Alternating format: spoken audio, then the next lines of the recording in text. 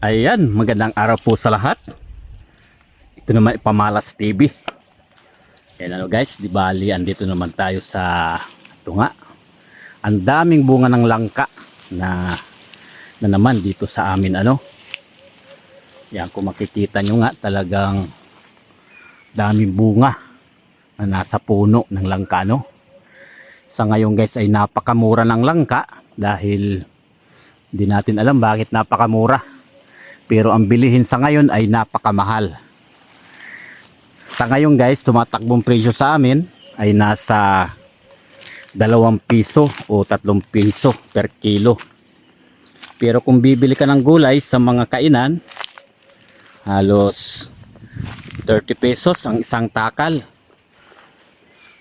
Iwan ko lang sa iba kung magkano. Pero ang bilihan ng langka dito sa amin ay napakamura halos gusto na lang hingiin ng mga namimili.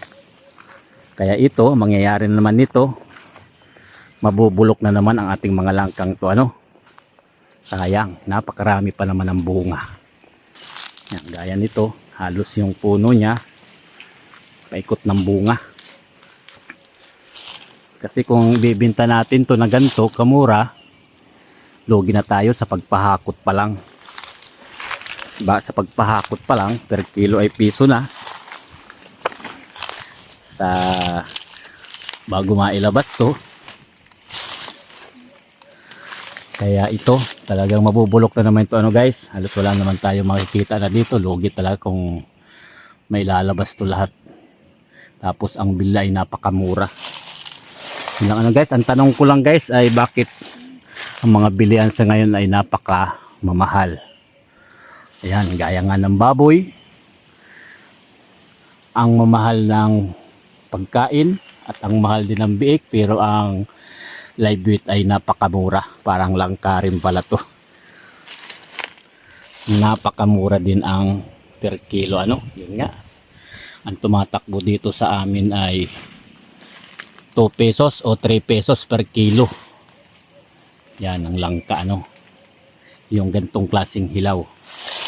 Yan, gaya nito, talagang napakaraming bunga. Yan, halos nasa nakahilera ang mga bunga guys. Sayang. Mangyayari nga nito ay mabubulok na naman to. Dahil kung ganyong presyo, lugi na guys ang may mga langkaan sa ngayon dahil gaya nito medyo malayo-layo, magagas sa pagpahakot, wala nang matitira sa atin guys. Kaya ito, pwede na ipamigay natin to si gustong kumuha ng langka. Ayan, pwede natin to ipamigay.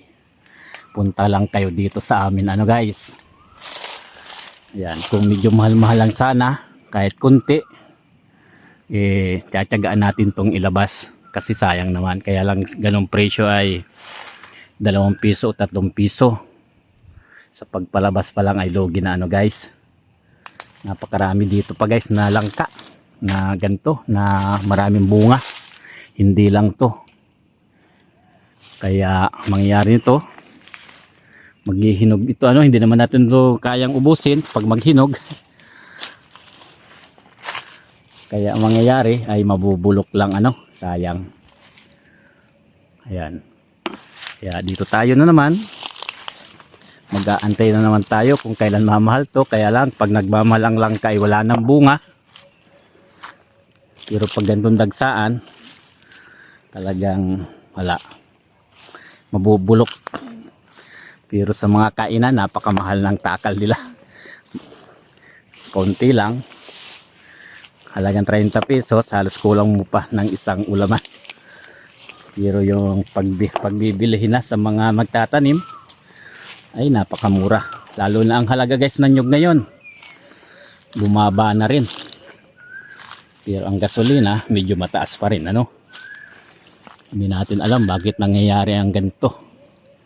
Yan, gaya nito, daming langka, kaya lang napakamura. Anong gagawin natin dito? Ay, mabubulok na naman to. Sayang.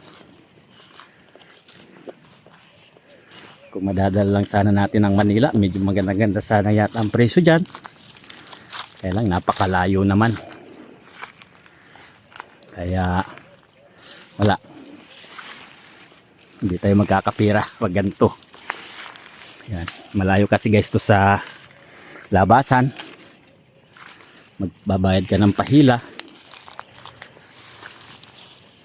Siguro per kilo din. Pag ito ipapahila natin, di wala na matitira sa atin ito.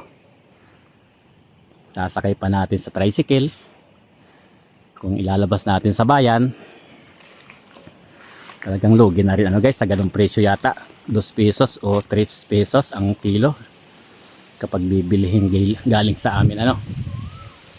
Ayan. Ito guys ay pinakita lang natin sa inyo guys na ganitong presyohan sa amin. Na ganitong lumalakad na presyo. Iwan ko sa inyong lugar, baka mahal-mahal ang presyohan ng langka dahil siguro talagang dagsaan ang panahon ng tagbunga ng langka sa ngayon, kaya siguro napakamura. Yan, kaya lang sayang to ano guys.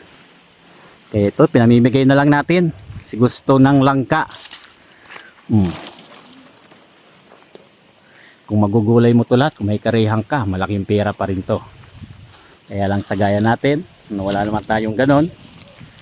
Wala, mabubulok lang to dito ano guys. Ayan. Bali, in-update ko lang guys kayo no, sa presyohan ng langka sa ngayon. Tumatakbo nga ng 2 pesos o 3 pesos sa 1 kilo ano. Ayan. Kung walang-wala talaga, pwede nang pagtiyagaan. Kaya lang dito sa amin medyo malayo, magbabayad sa pahakot, magbabayad pa sa hauling palabas. Wala nang aabutin. Gusto naman natin ibenta, pag kikwintay natin ay pagod lang ang mangyayari sa atin. Wala tayong kikitain ano guys. Ayan. Ganito lang guys, Pamalas TV. Maraming salamat po sa inyong panonood. Bye bye.